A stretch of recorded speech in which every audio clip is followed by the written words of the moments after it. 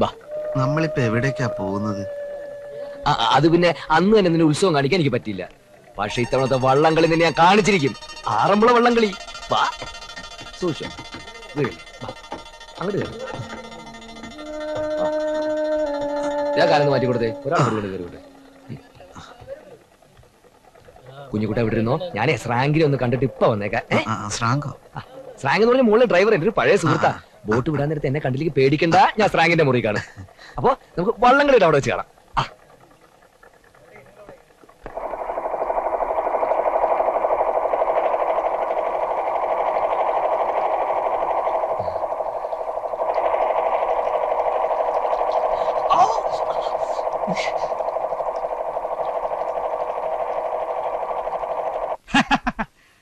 അല്ലേലും നിനക്ക് പറ്റിയ കമ്പനി അല്ലവൻ എന്ന് എനിക്ക് നേരത്തെ തോന്നിയിരുന്നു. ഇങ്ങോട്ട് വരാൻ വയ്യറിയില്ലെങ്കിൽ നോ പ്രോബ്ലംസ്, എങ്ങനെയെങ്കിലും നാട് പിടിച്ചോളൂ. സിറ്റി കാണുന്ന കാല് പിടിച്ച് പറഞ്ഞുകൊണ്ട് കൊണ്ടുവന്നല്ലേ. അന്ന് അങ്കിളിനെ വിളിച്ചോണ്ടേ കഞ്ഞി ചോദിച്ചപ്പോഴേ പറഞ്ഞു വിടണമെന്ന് വിചാരിച്ചാ. എനിക്ക് തീരെ ഇഷ്ടമായില്ല. ഏതെങ്കിലും ബോട്ട് കെട്ടി കിടന്ന് കഷ്ടപ്പെടാതിരുന്നാ മതിയായിരുന്നു. ഏയ് ഒരു കുഴപ്പവും വരില്ല. കം ഓൺ, ചിയേഴ്സ് ഫോർ കുഞ്ഞുകുട്ടൻസ് ഹെൽത്ത്. ചിയേഴ്സ്.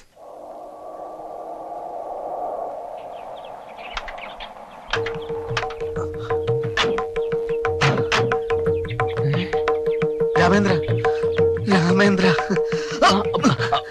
ബോട്ടിൽ പോയിട്ട് നീ അത് ഇതാണല്ലേ കൂട്ടുകാരൻ? അതെ. ഹലോ മിസ്റ്റർ രാമേന്ദ്രൻ, നിങ്ങളുടെ സുഹൃത്തിനെ പറ്റി നിങ്ങൾക്ക് എന്നെന്നും അഭിമാനിക്കാം. വലിയ വലിയ പുരസ്കാരങ്ങൾ ഇദ്ദേഹത്തെ തേടി വരാൻ പോകുന്നു. മനസ്സിലായില്ല.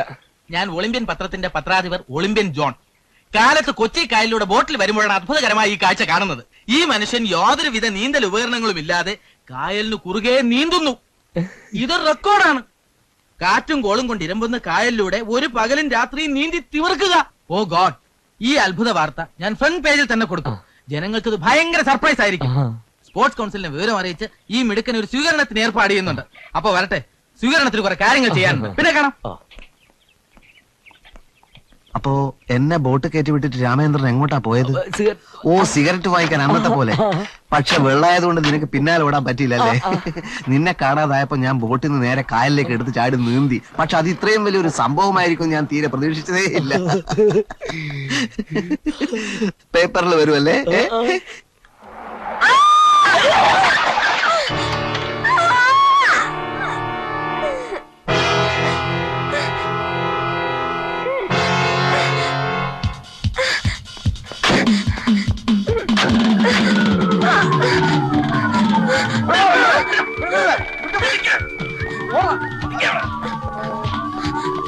സമ്മാനം കിട്ടുകയാണെങ്കിൽ ഇനി ഞാൻ കടലിലൂടെ ഒന്ന് നീന്തിയാലോ എന്ന് വിചാരിക്കുക. ഏതിലെ വേണേലും നീന്തിക്കോ. പക്ഷെ ആ വഴി അങ്ങോട്ട് പൊക്കോളണം. തിരിച്ചിങ്ങോട്ടേക്ക് വന്നേക്കരുത്. അവന്റെ ഒരു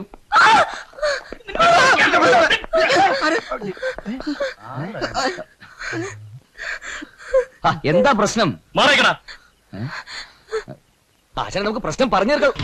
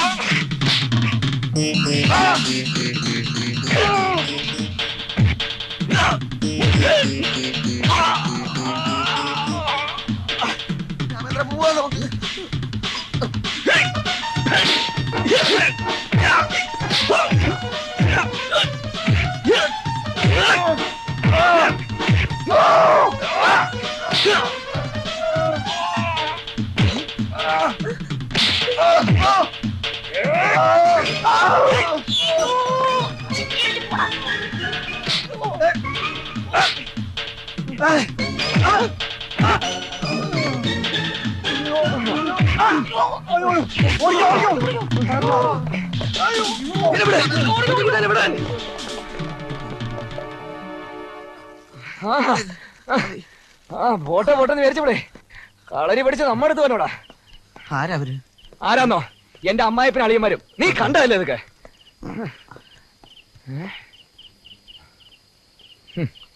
ആരാ കുട്ടി അവര്? എനിക്കറിയില്ല. കുട്ടി ഏതാ? എവിടെയാ വീട്? ഞാൻ പോട്ടെ. കുട്ടി ഒറ്റയ്ക്ക് വേണ്ട, ഞങ്ങൾ ഉണ്ടാക്കുന്നേ. വേണ്ട, അങ്ങനെ പറയരുത്, ഞങ്ങൾ വരാം. ഞങ്ങൾക്ക് വീടൊക്കെ ഒന്ന് കാണാലോ. അതെ, കുട്ടിയെ രക്ഷിച്ചില്ലെങ്കിൽ ഞങ്ങൾക്ക് ഉത്തരവാദിത്തങ്ങളൊക്കെ പോവാം.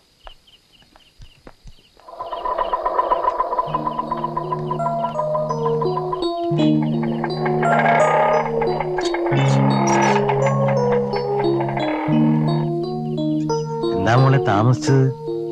ഇവര് ഏതോ കുറെ ഭയങ്കരന്മാർ കാറിൽ വന്ന് കുട്ടിയെ ഉപദ്രവിക്കാൻ ശ്രമിച്ചു. മൈ ഗോഡ്, ഞാൻ അപ്പോഴേ പറഞ്ഞതാ ഒറ്റയ്ക്ക് സിനിമയ്ക്ക് പോകണ്ടെന്ന്. എങ്ങനെയാ സംഭവം? അക്രമികൾ ഒരു 10-30 പേരുണ്ടായിരുന്നു. അടിതടയും കറാട്ടയൊക്കെ പഠിച്ചിരുന്നോണ്ട് 30 പേര് എനിക്കൊരു പ്രശ്നമേ അല്ലേ സാർ? അവര് 3 പേരല്ലേ ഉണ്ടായിരുന്നുള്ളൂ? അതെ, 3 പേരുണ്ടായിരുന്നുള്ളൂ. 27 പേര് ആദ്യം തന്നെ ഓടിപ്പോയില്ലടാ. രാമേന്ദ്ര, അവര് 3 പേരെ ഉണ്ടായിരുന്നുള്ളൂ. ആ, ഏതായാലും എന്റെ മകളെ രക്ഷപ്പെട്ടല്ലോ. അതിന് ഞാൻ നിങ്ങളോട് അങ്ങേ അറ്റം കടപ്പെട്ടിരിക്കുന്നു. ആ, ബൈ ദ ബൈ, നിങ്ങളെ പരിചയപ്പെടുത്തിയില്ല. ഓ സോറി, ഞാൻ രാമേന്ദ്രൻ, ഇവൻ കുഞ്ഞുകുട്ടൻ. എന്ത് ചെയ്യുന്നു? ഒന്നും ചെയ്യുന്നില്ല, ഞങ്ങൾ ആകെ ഗതികേടില്ല. അല്ലല്ല, അതെ, ഇവൻ സ്വല്പം ഗതികേറില്ല. ഞാനൊരു ബിസിനസ് ചെയ്തോണ്ടിരിക്കുക. വില്ലിംഗ്ടൺ റോഡിലാണ് എന്റെ ഓഫീസ്. എന്റെ ഓഫീസ് ഫോൺ നമ്പർ 354522. അത് താഴത്തെ വീട്ടുകാരുടെ? അതെ, താഴത്തെ വീട്ടുകാരെ ഉപയോഗിക്കും. എന്താ ബിസിനസ്? ഞാനിങ്ങനെ ഡൽഹി ടു ബോംബെ, ബോംബെ ടു ഡൽഹി. എന്ത് ഡൽഹി? എനിക്ക് മനസ്സിലായില്ല, അതുകൊണ്ടാ. Okay then, good night. അതെ, സാറിന്റെ പേരെന്താ? MRC.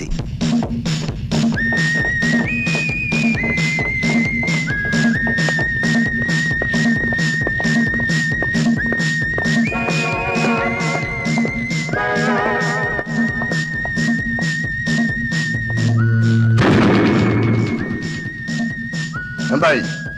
അവള് രക്ഷപ്പെട്ടു. ഇതുപോലൊരു നാണക്കേട് എന്റെ ലൈഫിൽ ഇതുവരെ ഉണ്ടായിട്ടില്ല.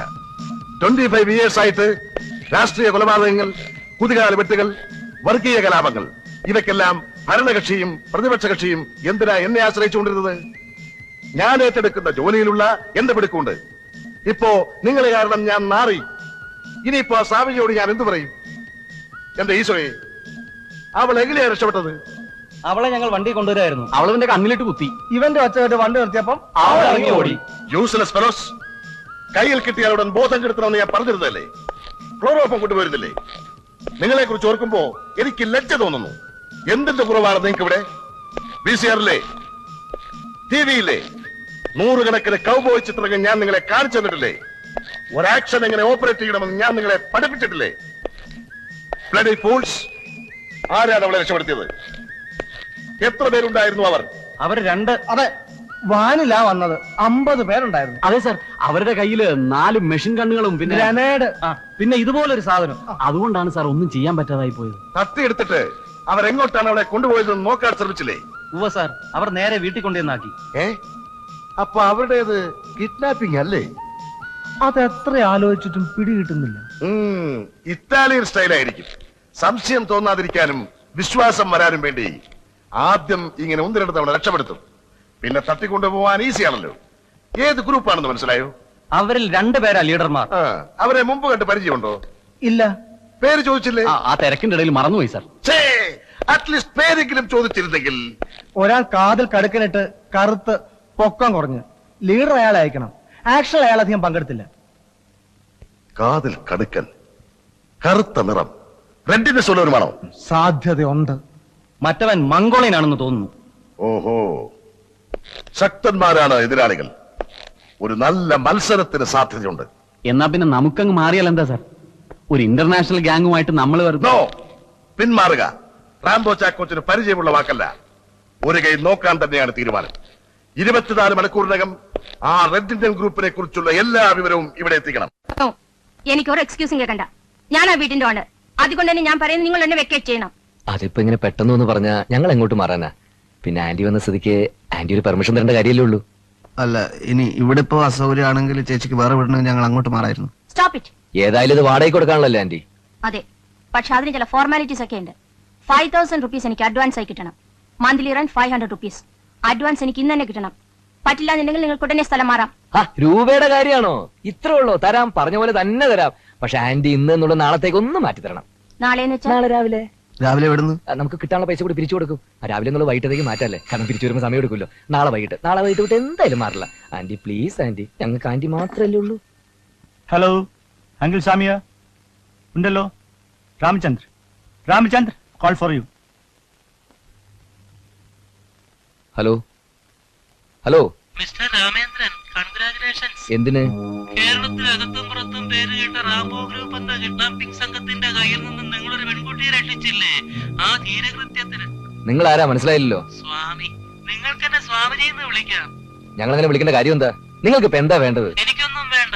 സാമ്പത്തിക പരാധീനത അനുഭവിക്കുന്ന നിങ്ങൾക്കും കൂട്ടുകാരനും രക്ഷപ്പെടാൻ ഒരു മാർഗം പറഞ്ഞു തരാനാ വിളിച്ചത്. ഞാൻ കണ്ടതിലും കേട്ടതിലും വെച്ച് വളരെ ധീരന്മാരാണ് നിങ്ങൾ രണ്ടുപേരും. അതാണ് എനിക്ക് നിങ്ങളോടുള്ളൊരു താല്പര്യം. നിങ്ങൾ കാര്യം എന്താന്ന് വെച്ചാ പറയണം. അതെ, നിങ്ങൾ രക്ഷിച്ച ആ പെൺകുട്ടിയുടെ അച്ഛനില്ലേ മിസ്റ്റർ MRC, വളരെ ധനികനാണ് അയാൾ. സ്വന്തം ജീവനേക്കാൾ അയാൾ സ്നേഹിക്കുന്ന അയാളുടെ മകളെയാ. ആ പെൺകുട്ടിക്ക് വേണ്ടി MRC എന്ത് ത്യാഗവും ചെയ്യും, എന്തും നഷ്ടപ്പെടും. അതിനിപ്പോ ഞങ്ങൾ എന്താ വേണ്ടത്? നിങ്ങൾ വേണ്ടത് പെൺകുട്ടിയെ തട്ടിക്കൊണ്ടു പോവുക, എന്നിട്ട് പണം ആവശ്യപ്പെടുക. കുട്ടിയെ കൊന്നു കളയുമെന്ന് ഭീഷണിപ്പെടുത്തിയാൽ MRC തന്നിരിക്കും.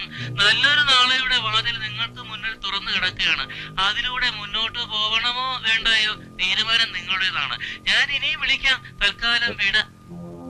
ഹലോ